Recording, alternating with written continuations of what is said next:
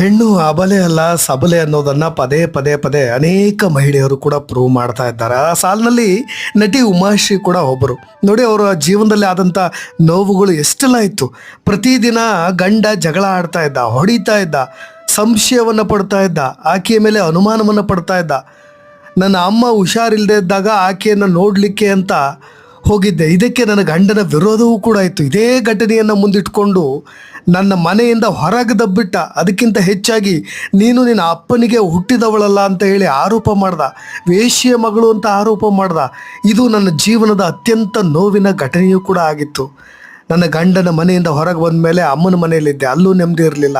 ಅಕ್ಕಪಕ್ಕದ ಮನೆಯವರು ಗಂಡನನ್ನು ಬಿಟ್ಟು ಬಂದವಳು ಅಂತ ಅವಮಾನಿಸಿದರು. ಇದರಿಂದ ರೋಸಿ ಹೋಗಿ ಇದ್ದ ಚಿಲ್ಲರೆ ಕಾಸು 2 ಸೀರೆ ಇಟ್ಕೊಂಡು ಬೆಂಗಳೂರಿಗೆ ಬಂದೆ, ತುಮಕೂರಿಗೆ ಬಂದು ನೆಲೆಸಿದೆ. ಎಷ್ಟು ಜೀವನದಲ್ಲಿ ನೋವುಗಳಿದ್ರು ಕೂಡ ಮತ್ತೆ ಪುಟಿದು ಎದ್ದು ನಿಲ್ಲೋದಿದೆಯಲ್ಲ, ಅದು ಉಮಾಶ್ರೀ ಸಾಧನೆ.